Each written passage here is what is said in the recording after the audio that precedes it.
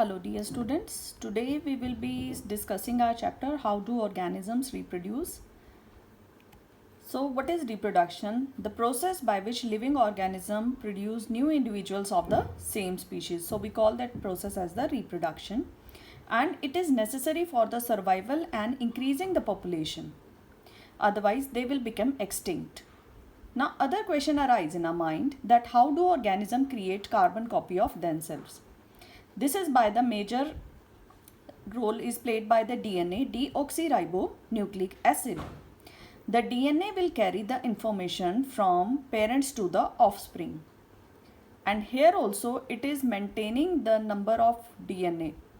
For example, in human beings, the number of DNA is 46. So at that time, in gametes or the reproductive cells, the number of DNA is reduced to half during gamete formation, so that when they fertilize they will form the again restore the chromosome number, that is 46. Next is importance of variation. Why is it important? So variation is important so that it can bring about changes which are necessary for an individual to survive in the ever changing environment. Otherwise they will become extinct. And this variation are arising only in sexual reproduction. Next is type of reproduction. So there are two main type of reproduction in living organism, asexual and sexual reproduction. In asexual reproduction, new individuals are formed from the single parent only, and they are exact carbon copy of their parents. Here no gamete formation takes place. Then is sexual reproduction. In sexual reproduction, two individuals are involved to produce a new individual. In this gamete formation take place, and the new one is having character of both the parents. He is having new character also. So let us discuss the various mode of reproduction. First we will discuss asexual, and the part of it is first is fission. It is an asexual reproduction by which unicellular organism will divide into two. If it is dividing into two, we call it as binary fission, which occurs in amoeba and paramecium. In this, first the nucleus will divide and then the cytoplasm will divide. Then is multiple fission, which occur in lower organism like Plasmodium, in which organism will internally divide into many cells, and finally it is burst and release the cells. Then is budding. It will occur in Hydra and yeast. In this, a bud-like rounded structure is formed on the parent, and finally it grows and detaches from the parent. Then is regeneration. This is a method in which the organism, if it is cut into parts, it can develop into the new individual. It occurs in Hydra and Planaria. It is undergoing complete regeneration, whereas starfish and lizard show regeneration in parts only. Then we have fragmentation. In this method, simple multicellular organism like this Spirogyra algae will break up into parts or fragments due to mechanical abrasion. Then is spore formation, which occur in Rhizopus or bread mold. So what happen in this? The hyphae settle on the bread, they form the sporangiophore, and at the tip of this sporangiophore there are sporangium in which minute spores are there. Then is vegetative reproduction, in which new plants are produced from the vegetative part of the plant like root, stem or leaf. For example, dahlia, sweet potato, stem, ginger, and bryophyllum begonia are produced from leaf. The plants which are produced by vegetative propagation will produce flower and fruits earlier because in them the seed stage was not there. And it also helps in the propagation of plant which will not produce the seeds like rose, jasmine and banana. So vegetative propagation can be done artificially by cutting, layering or grafting. Then is sexual reproduction in flowering plant. As we know, flower is the reproductive part of the plant, stamen is the male reproductive part, and pistil is the female reproductive part. And pollination. Transfer of pollen grain from anther to stigma is known as pollination. This is of two types, cross pollination and self pollination. Here you can look in self pollination, the anther are releasing the pollen grain on the stigma of the same flower.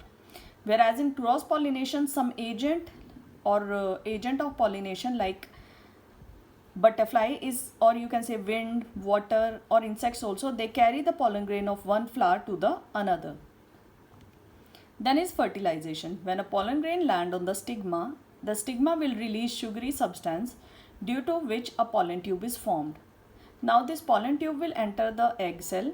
Here the process called double fertilization and triple fusion will occur because this pollen grain will divide internally into two male nuclei. First will fertilize the egg cell and second will fuse with the two polar nuclei.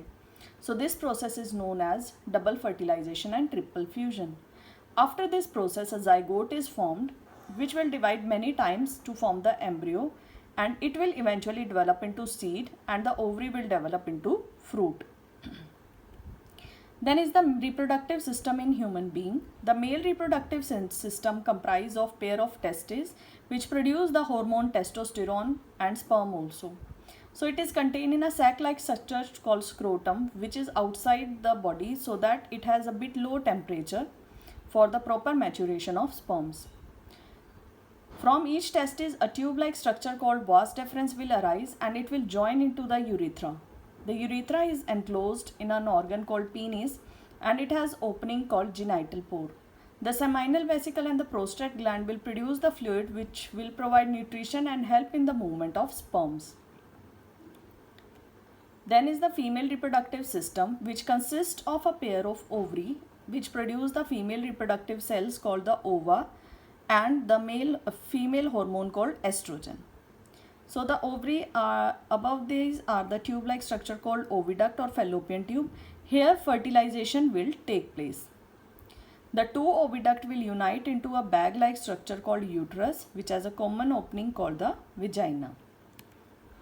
Fertilization, when the sperms enter, then it will reach the oviduct. One sperm will only fertilize the egg cell and it will form the zygote.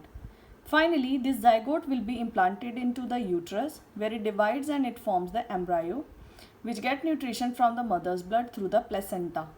The development of child will take around 9 months and then it is born. Then is the menstrual cycle. The ovary produces one egg cell every month and the uterus will prepare to receive the fertilized egg. Its wall will become thick and spongy with blood vessels for nourishing the embryo. See, if fertilization will not take place, then uterus wall will break and it will come out of the vagina as blood and mucus. This cycle takes place every month once and it is known as the menstruation. Then is the reproductive health. The sexually transmitted diseases which are transmitted through sexual contact are known as sexually transmitted diseases. They may be bacterial like gonorrhea and syphilis or viral like warts and AIDS. Next is the prevention of pregnancy or contraception. So there are three main methods: barrier, chemical, surgical. Barrier, it consists of using condoms, diaphragm, cervical cap. Chemical, it consists of taking drugs like oral pills or vaginal pill, and surgical, it is permanent method which comprise of tying a small part of vas deferens in male, that is known as vasectomy, and fallopian tube in females, that is known as tubectomy. So these are the methods of contraception, and this is again a diagram showing the double fertilization and triple fusion that I have already explained you, and this finishes your chapter. Thank you.